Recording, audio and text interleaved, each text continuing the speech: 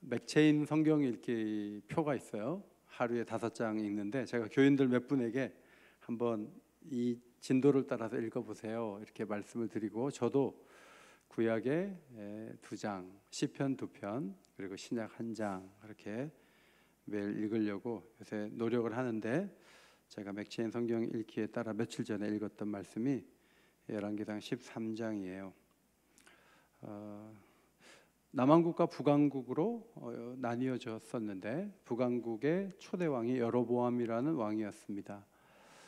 성전이 예루살렘에 있으니까 남왕국에 가서 예배를 드리다 보면 평양 사람들이 서울에 몇 번 왔다 갔다 하다 보면 일이 안 되잖아요. 그러니까 못 가게 막기 위해서 예배를 피할 수는 없고 베델과 단에다가 금송아지 상을 만들어 놓고 이게 하나님이다, 여호와다, 여기서 예배해, 이렇게 해서 이제 죄를 저질렀어요. 그래서 하나님께서 여로보암 왕을 새롭게 하시기 위해서 유다에서 선지자 한 사람을 베델로 올려 보냈습니다. 그리고 하나님이 이렇게 말씀하셨습니다 하고 막 죄를 지적하고 막 얘기를 하니까 왕이 화가 나잖아요. 저놈 잡아라 하고 이제 손을 내밀어서 말을 하는데 손이 이게 말라버렸어요. 그래서 이게 굽혀지지가 않고 그냥 계속 이렇게 된 거예요. 이 사람이 자기가 금방 벌을 받은 걸 알고 기도해 달라 그랬어요. 그래서 이 유다에서 올라간 선지자가 기도했더니 손이 이전처럼 된 거예요. 그러니까 대단한 하나님의 사람이 나타난 거죠. 그래서 우리 집에 가서 예물도 받고 떡과 물도 먹고 먼 데서 왔으니까 대접을 하겠다는 거예요. 그런데 이 사람이 절대 안 간다는 거예요. 왜냐하면 하나님이 떡과 물을 대접받지 말라고 분명히 말씀하셨고, 저는 뭐 왕의 집 절반을 준다 그래도 저는 안 갑니다 하고 딱 단호하게 얘기를 했어요. 그리고 낙이 타고 가는 거예요. 여러분, 왕 앞에서 호의를 거절했다, 굉장히 어려운 일을 한 거죠. 옛날에 발람 선지자가 민수기 22장에 보면은 발락 왕, 발람 선지자거든요. 모압 왕 발락이 막 대접하고 막 물건 주고 하니까 이 발람 선지자가 처음엔 중심을 잡는 듯 하다가 나중에 중심을 못 잡죠. 나중에 나귀한테도 야단 맞고 막 그랬는데, 발람 선지자도 대접을 자꾸 받다 보니까 마음이 이렇게 풀어져 가지고 자기 일을 제대로 못하고 결국은 이스라엘을 저주하는 행동을 시킴으로 나중에 죽임을 당하는 그런 사건을 우리가 구약에서 보게 됩니다. 그 사람에 비하면 하나님의 선지자는 왕 앞에서 단호하게 저는 뭐 왕의 집 절반을 준다 그래도 안 가요 하고 분명하게 얘기했다는 점에서 훌륭해요. 그리고 이제 자기 길을 가는데 베델에 사는 늙은 선지자가 한 명이 있었는데 그 아들들이 소문이 나갖고 벌써 여로보암 왕에게 누가 찾아왔고 팔을 내밀었다가 이게 말라가지고 팔을 접지도 못하고 막 이런 얘기를 쭉 아들들이 하고, 그리고 베델과 사마리아를 향해서 하나님 말씀을 이렇게 전했다고 하는 얘기를 늙은 선지자의 아들들이 아버지한테 한 거예요. 그래서 이 아버지는 그런 선지자가 왔어? 가만히 있어도 되는데 내가 그 선지자 좀 만나봐야 되겠다. 나귀의 안장을 지우고 막 급하게 어느 쪽이냐 해서 따라가가지고 하나님의 사람을 만났어요. 만나가지고 자기 집에 가서 떡도 먹고 물도 마시고 하자 그랬어요. 그랬더니 이 하나님의 선지자가 하나님 여호와의 말씀에 그렇게 하지 말라 그랬다고, 떡과 물을 먹지 말고 되돌아가지 말라고 말씀하셨다 그랬어요. 그러냐고. 그럼 어쩔 수 없네요. 잔년히 가세요. 이래야 되는데 이 늙은 선지자가 어떻게 했냐면 천사가 자기한테 나타나가지고 선지자한테 가서 우리 집에 가서 떡과 물을 먹이라고 하나님 말씀으로 나한테 전했다는 거예요. 그러니까 전에 한 얘기는 그게 맞는데 지금 말씀이 바뀌었으니까 내가 하자는 대로 하자 그랬어요. 근데 이 하나님의 사람이 에이 아니지, 내가 하나님 말씀 들은 게 있는데 난 못 가요 이래야 되는데 그래요? 하나님이 그렇게 말씀하셨으면 제가 가야죠 하고 선뜻 따라 나서가지고 그 늙은 선지자 집에 가서 떡도 먹고 물도 마시고 있는데 갑자기 하나님께서 이 늙은 선지자의 입을 벌려가지고 너는 내 명령을 지키지 않았으니까 넌 죽는다 라고 하나님이 말씀을 하신 거예요. 안장을 지어주고 안녕히 가시라 그랬는데 하나님의 사람이 가다가 사자를 만났는데 사자가 물어갖고 이 하나님 사람이 죽어버렸어요. 장례를 치르지 않고 길가에 시신이 있으니까 이 늙은 선지자가 아들들을 동원해서, 사람들 동원해서 장례식을 거행을 하면서 굉장히 마음에 슬픔이 있는 거죠. 그리고 시신을 수습하고 이 모든 일을 한 다음에 내가 죽거든 이 하나님의 사람 묘실 근처에다 나를 묻어주고, 이 선지자가 베델을 향하여 사마리아 여러 성읍을 향해서 말씀한 거는 다 이루어질 거야, 그렇게 얘기를 했고, 그 다음에 여로보암은 그런 일이 있었음에도 불구하고 계속 자기 마음대로 종교적인 행위를 이어가다가 그 집이 망했다, 이런 말씀이 오늘 내용이에요. 오늘 제목이 하나님의 사람이 빠진 함정이에요. 첫 번째 함정이 뭐냐? 상황에 따라 하나님의 뜻은 바뀐다. 이게 함정이에요. 하나님의 뜻은 그렇게 쉽게 바뀌지 않아요. 이 상황에서 이렇게 말씀하시고 저 상황에서 저렇게 하라고 하나님은 말씀하지 않으신다는 거예요. 성경이 중요한 것은 기록을 아예 해놓고 이게 하나님 말씀이라고 쭉 하라고 말씀하신 거지, 상황이 바뀌니까 옛날에는 안 됐는데 지금은 된다, 그런 거 아니다. 오늘 그것을 굉장히 강하게 말씀해주고 있습니다. 하나님의 사람은 왕의 마른 소원을 기도해서 낫게 할 정도로 영성이 있는 사람이었고, 왕이 주는 재물을 단숨에 거절할 정도로 물질에 대해서도 각이 잘 잡힌 사람이에요. 그런데 베델에 사는 늙은 선지자가 거짓말을 했어요. 천사가 나한테 이런 말을 하던데 우리 집에 가자. 그래서 어떻게 됐어요? 사자에 물려 죽었어요. 자신이 들었던 하나님 말씀은 여전히 유효한데 자기가 누군가 얘기하니까 그 말에 따라서 그게 맞을 수 있겠다 하고 그쪽으로 간 거예요. 이게 치명적인 실수예요. 여러분, 어제 들었던 정보는 오늘 변경될 수 있잖아요. 사람들은 늘 그래요. 제가 공휴일 날 뒷산에 올라가는데 어떤 아주머니가 양말을 막 벗어요. 저 아주머니 뭐하지 했더니 다 벗고 나서 가파른 그 언덕을 맨발로 막 걸어 올라오는 거예요. 그리고 쭉 갔는데 배드민턴장에 보니까 아저씨 아주머니들이 전부 맨발로 거기를 이렇게 돌고 있더라고요. 그래서 오늘은 다 맨발로 다니는 날인가? 이게 무슨 날이지? 하고 제가 깜짝 놀랐어요. 그런데 제가 어떤 정보를 들었냐면, 애완동물이 소변을 이렇게 보면 마르잖아요. 그 마른 그 자리에 기생충이 있을 수 있대요. 그래서 맨발로 걷다가 그 속으로 파고 들어가면 몸 안에 기생충이, 개에게 있는 기생충이 그 속으로 변을 통해서, 소변을 통해서 들어갈 수 있다는 거예요. 어제는 맨발로 걸으면 발 밑에 자극을 줘서 온몸이 좋다는 얘기를 들었어요. 난 맨발로 걸어야지 했지만 그 다음 날은 기생충이 몸 안으로 들어간다고 얘기를 들으면 맨발로 걸을 수 있을까요? 못 걷죠. 그러니까 새로운 정보는 계속 우리의 행동을 바꿀 수 있다는 좋은 예라고 생각을 해요. 그런데 하나님 말씀은 세상의 모든 것이 바뀌어도 절대로 안 바뀌어요. 이게 하나님 말씀의 독특성이에요. 민수기 23장 19절에 하나님은 사람이 아니시니 거짓말을 하지 않으시고 인생이 아니시니 후회가 없으시도다. 어찌 그 말씀하신 바를 행하지 않으시며 하신 말씀을 실행하지 않으시랴. 누가 한 얘기예요? 발람 선지자가 한 얘기예요. 하나님은 말씀한 바를 반드시 행한다. 이스라엘을 축복하신다는 하나님이, 그게 하나님의 뜻인데 내가 손을 들어서 저주하는 거 난 못한다, 이제 그 얘기 하려고 이런 말을 했던 것이지만 나중에 행동을 바꿈으로 발람 선지자는 저주를 받아요.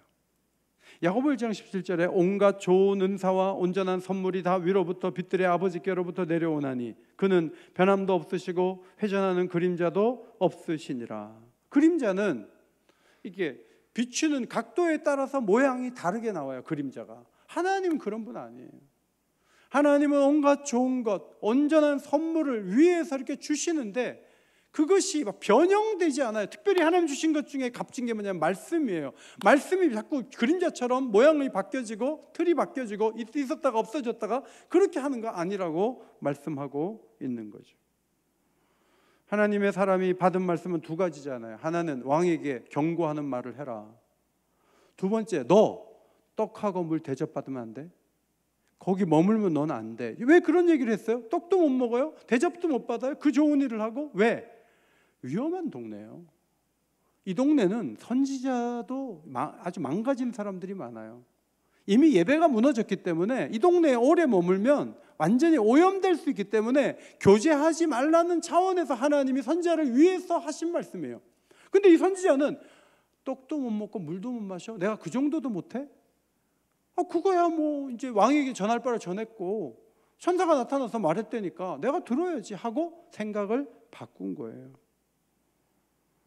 여러분, 반대의 길을 걸어간 사람이 있어요. 사도 바울이에요. 예루살렘에 올라갔을 때 7 집사 중 한 사람인 빌립 집사의 집에 머물렀어요. 여러 날 그의 집에 있는데 유대에서 올라온, 예루살렘에서 올라온 아가보라는 사람이 왔어요. 예언을 하는 거예요. 바울의 그 허리 끈을 딱 풀어가지고 이끈 임자가 묶인다는 거예요. 모양까지 나타내면서 이끈 임자가 예루살렘에 가면 체포돼서 갇히게 된다는 이야기를 하면서 예루살렘에 올라가지 말라 그래요. 주변의 사람들 막 울면서 사도가 가면 안 된다고 그랬어요. 그래도 바울이 난 올라간다는 거예요. 왜 올라가려고 한지 아세요? 그 전에 사도행전 20장 22절 보라 이제 나는 성령에 매여 예루살렘으로 간다는 거예요. 성령이 바울에게 너 예루살렘에 올라가라고 말씀을 하셨어요. 그런데 올라가다 보니까 누군가 붙잡혀서 갇히게 되니까 올라가지 말라 그래요. 그런데 바울이 말해요. 각 성에서 내게 증언하여 성령이 결박과 환난이 나를 기다린다고 벌써 얘기한 적이 있다는 거예요. 아니 결박과 환난이 기다린다고 했으니까 결박과 환난이 있을 수 있지. 근데 사람들은 위험하면 가지 말고 안전하면 가라는 이야기를 해요. 그런데 성령은 이미 말씀하셨어요. 너 예루살렘에 올라가. 너 잡힐 수 있어. 너 갇힐 수 있어 하고 이미 말씀하셨어요. 그러니까 바울은 헷갈리지 않는 거예요. 저는 잡혀도 돼요. 하나님 뜻이라는 게 어려움 통해서 오는 거예요. 괜찮아요 하고 예루살렘에 올라가는 거죠. 사도행전 21장 17절 예루살렘에 이르니 형제들이 우리를 기꺼이 영접했다. 성령이 가라고 한 목적지까지 바울이 순종해서 가는 것을 보게 돼요. 그래서 성령이 왔다 갔다 하지 않아요. 올라가라 그랬다가 아가보가 나타나서 가지 말라 그러면 또 안 가고, 그건 아니다. 중요한 것은 하나님이 한번 하라고 하신 우리에게 주신 말씀을 잘 적용해야 돼요. 왕한테는 잘 전했어요. 그러면 자기에게 주신 말씀 있잖아요. 그 말씀이 뭐예요? 떡과 물을 대접받지 마. 이게 하나님 말씀이에요. 그러면 북왕국에서 벗어날 때까지 그 말씀을 기억해야 돼요. 그 말씀대로 살아야 돼요. 천사 아니라 천사 할아버지가 얘기해도 그건 아닌 거예요.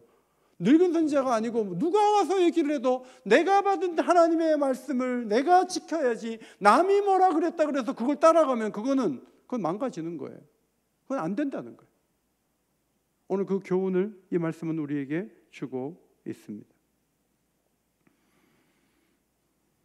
하나님 우리에게 여러 가지 말씀을 주세요. 특별히 세상에 복음을 전하라.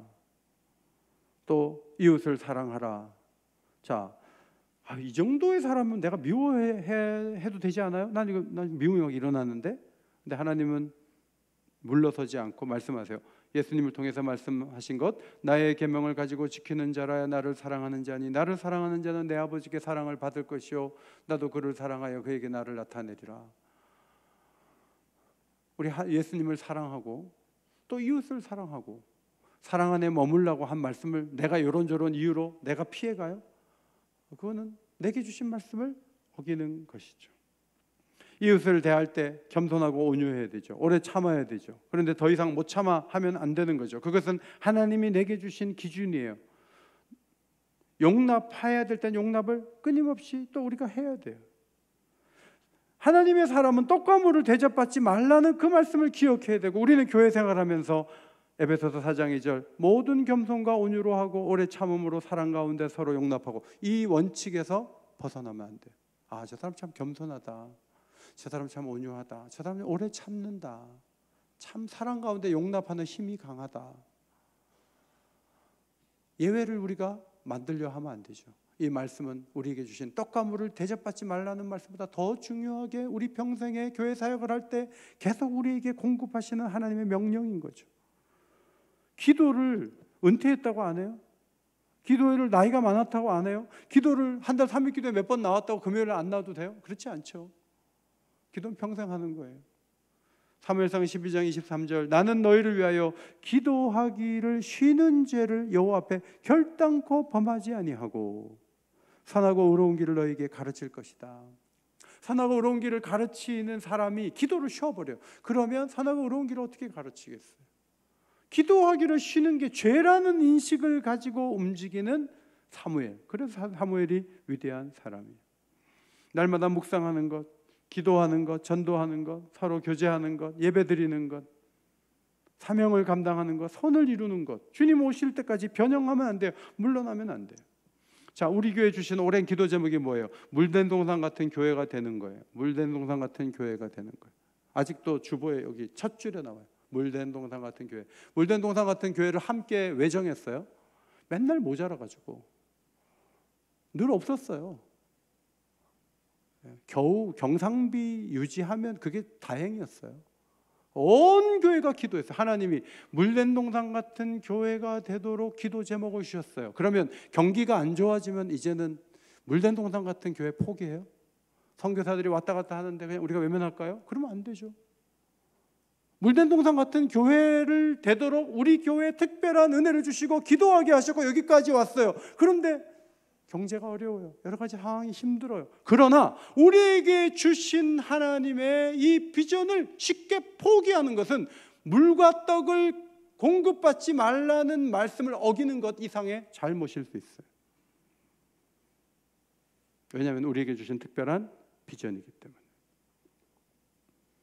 제일 나쁜 게 뭔지 아세요? 현상 유지하는 거예요.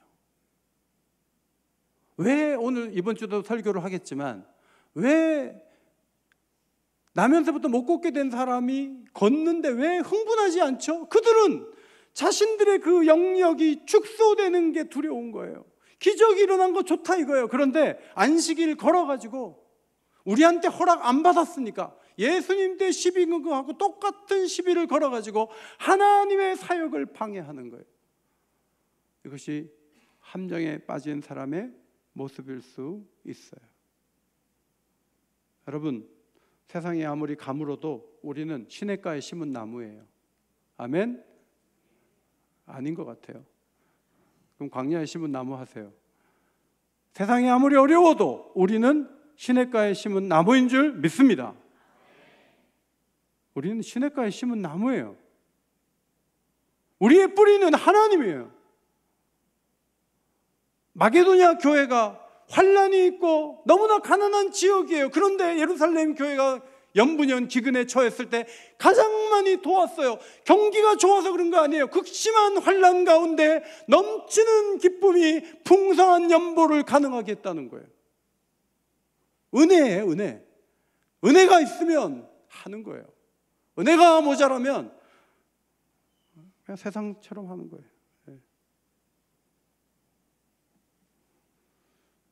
누구를 돕고 사랑하고 섬기는 게 그게 경제의 문제가 아니에요. 삶의 방식의 문제이고 사명에 대한 태도의 문제예요. 떡과 물을 대접받지 말라. 그게 왜 그런 말씀을 주셨어요? 교제하지 말라는 거예요. 위험하다는 거예요. 빨리 얘기하고 빨리 나오라는 거예요. 그런데 내가 뭐 이렇게 전하고 목이라도 적시고 가야지. 배도 출출한데 천사를 보내서 말씀하셨다는데 먹고 가지 하는데 머릿속에 하나님이 원래 말씀하신 걸 잊어버리고 자기가 그냥 그렇게 이해하고 들어가다가 무너지고 말았어요. 이게 굉장히 조심해야 되는 거예요. 저는 우리에게 주신 귀한 비전을 쉽게 포기하면 안 된다고 봐요. 물된 동산 같은 교회 해야지. 못해요? 왜 못해요? 하면 하지.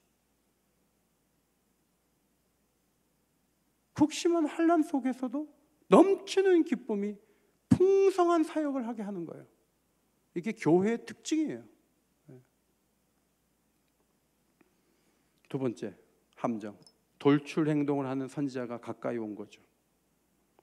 자, 이 늙은 선지자가 참 이해하기 어려운 사람인데, 첫째로 이 사람은 호기심에 끌리는 사람이에요. 아들들에게 얘기를 전해드려요. 뭐 기적이 일어났고 놀라운 말씀을 전하고, 그런 선지자가 있구나. 나도 선지자인데 대단하네. 가만히 있으면 되는데 안장을 지고 막 따라가요. 따라갔는데 그 사람이 분명히 얘기했어요. 여호와의 말씀에 대접받지 말라고 저한테 얘기했어요. 그러면 물러나야 될 거 아니에요. 이 사람은 영성이 있는 사람이에요. 이 사람은 정말 하나님의 사람이에요. 그 사람이 여호와의 말씀을 증거하고 있잖아요. 그런데 이 사람이 거짓말해요. 천사가 뭐 나타나가지고 얘기했다 그러면서 왜 그렇게 하냐고. 그저 이 사람하고 한번 교제하고 싶은 그거 하나. 호기심. 여러분, 일본의 여자들이 호기심 충족하기 위해서 비행기 타고 영화 촬영장도 가고 한국에 아무개 만나려고 막 줄지어 서 있고 그 집 앞에서 막 연수 막 해가지고 막 이렇게 하면서 아침에 일어났는데 이렇게 하고 있고. 호기심. 그래서 배용준을 한번 보니 그의 삶에 무슨 변화가 있을까요? 호기심 때문에 물건도 사보고, 호기심 때문에 여행도 가보고, 호기심 때문에 뭔가 자꾸 한단 말이죠. 호기심에 끌리는 거예요. 버킷리스트 정해가지고 그거 하면 행복할 것 같아요. 근데 해도 오히려 하다가 사고 나는 경우도 있고, 하다가 망치는 경우도 있고, 어려움도 많아요. 그런데 사람들마다 이거 하면 좋겠다, 사명에 따라 가려고 하지 않고 이거 하면 좀 좋지 않을까 하는 호기심에서 움직이는 거예요. 이 사람 늙은 선지자는 지금 하나님이 하라고 한 일을 하지 않고 자기가 하고 싶은 걸 하고 있는 거예요. 여기에 문제가 있어요. 이런 사람을 만났단 말이에요, 하나님의 사람이. 그래서 그 사람의 인생이 완전히 종친 거예요. 두 번째, 이 사람은 목표지향주의자예요.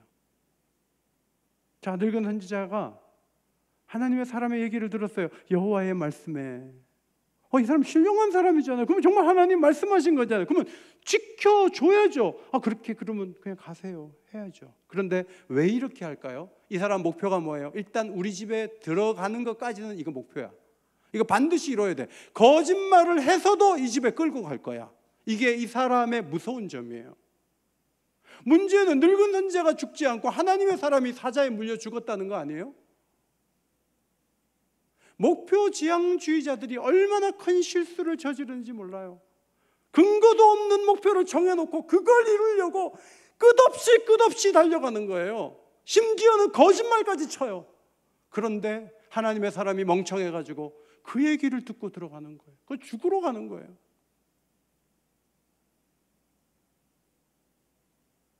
영화도 이렇게 보면 장군이 굳이 그때 그 벌판에서 수만 명의 군사를 풀어서 가지 않아도 되는데 그 판단 한 번 잘못으로 자기 나름대로의 어떤 목표를 가지고 이루겠다고 수십만 명을 죽음에 몰아넣는 장군들이 있어요.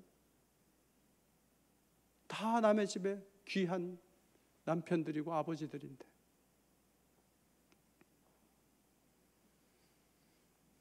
하나님의 선지자가 말하면 돌아가시죠, 내려가시죠 해야죠. 어떻게든 자기하고 시간을 보내려고 거짓말로 또 해가지고 끌고 들어가요.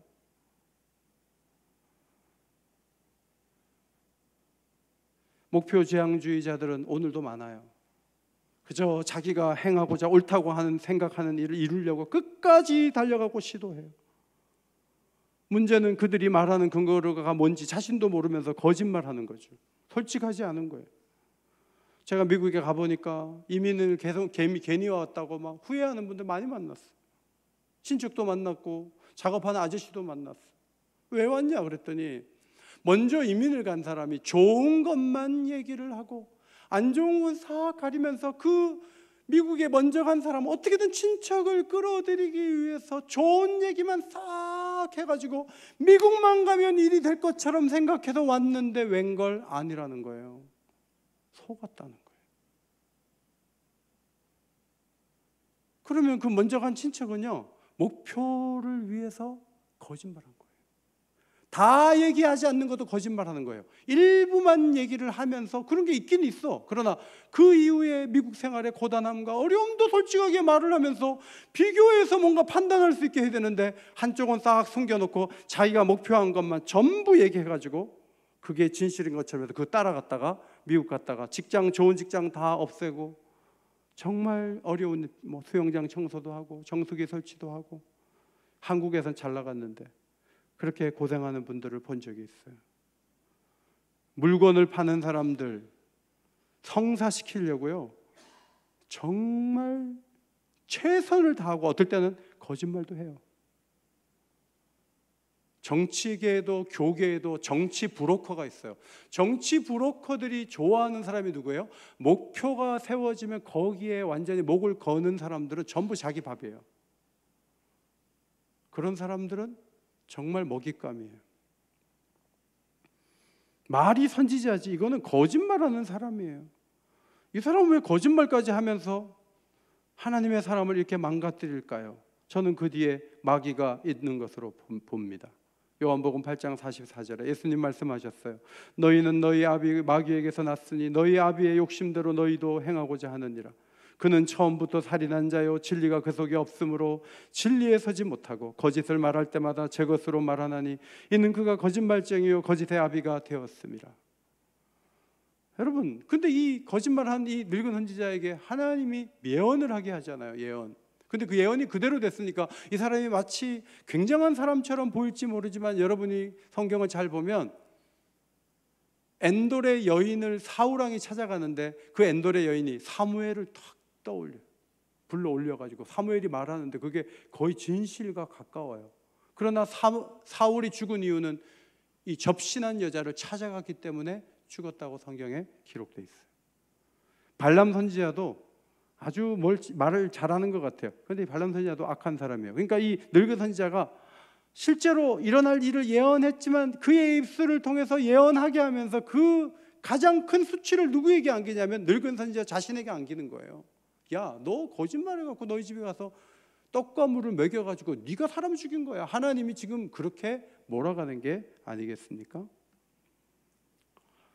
저는 떡과 물 먹었다고 사람이 죽어야 되나? 이거 너무 하나님이 심한 처사가 아닌가? 그런 생각도 들지만 모세는 뭐 큰 잘못 저질렀나요? 반석을 2번 치는 신경질 1번 냈다가 가나안에 못 들어갔어요. 여로보암 왕을 찾아왔던 하나님의 사람이 떡과 물을 대접받는 것은 하찮은 것으로 보이지만 하나님은 그 잘못을 굉장히 크게 보세요. 여기에 하나님에 대한 두려움이 우리 마음에 찾아와요. 아쉬운 것은 좋지 않은 사람을 만나면 하나님의 사람도 비참하게 된다는 거예요. 정말 중요한 게 뭐예요? 누구를 만나느냐 하는 거예요. 청년들, 누구를 만나느냐 너무너무 중요해요. 잘 만나시기 바랍니다. 청년들 빨리 아멘 해요.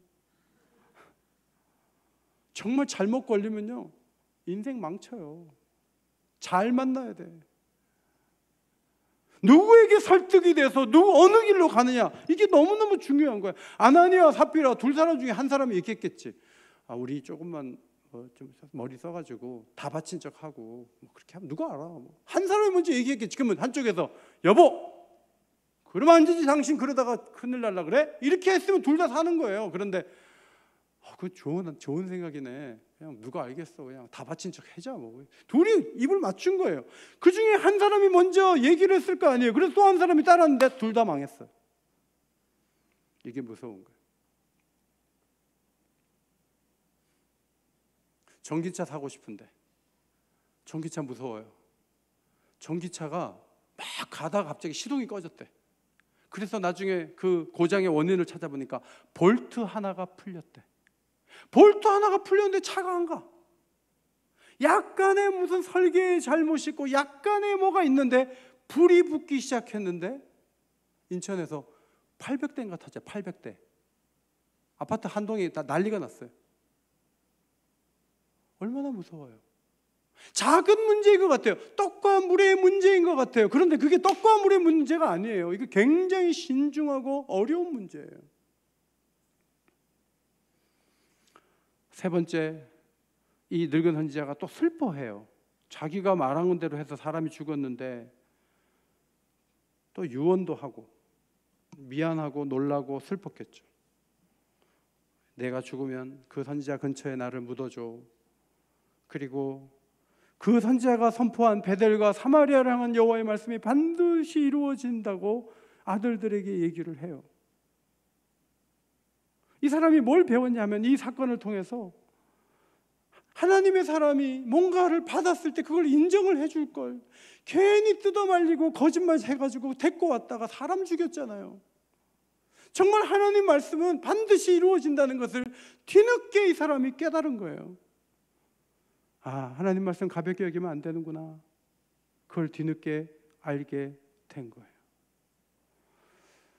그리고 나서 33절에 여로보암이 이 일 후에도, 여로보암이 하나님의 사람 얘기도 들었겠죠. 자기에게 기적을 일으킨 경험도 있었죠. 하나님의 사람이 얘기했던 그 예언의 내용도 있죠. 그런데 여로보암은 일도 안 바뀌었어요. 그렇게 많은 일들이 있었음에도 불구하고 여로보암은 일도 안 바뀌어요. 그리고 누구든지 원하면 제사장 시켜줘. 하나님을 향한 예배와 이 모든 것들을 다 망가뜨려 놓고도 아무렇지도 않은 사람이 되었어요. 생각해 보세요. 선지자는 거짓말해서 사람을 죽음으로 내몰죠. 왕은 기적을 봐도 여전히 악하죠. 제사장은 자격이 없는 사람들이 되죠. 왕, 선지자, 제사장이 다 무너진 사회라는 것을 13장이 보여주고 있어요. 소망이 없는 북왕국이었다 하는 거예요. 베드로 사도는 성도들을 향해서 뭐라고 얘기했죠? 너희는 택하신 족속이요. 그 다음 뭐예요? 그렇게 신화처럼 읽지 마시고 다시 한번, 너희는 택하신 족속이요. 그 다음 두 번째, 왕같은 제사장이요, 거룩한 나라요, 그의 소유가 된 백성이라 그랬어요.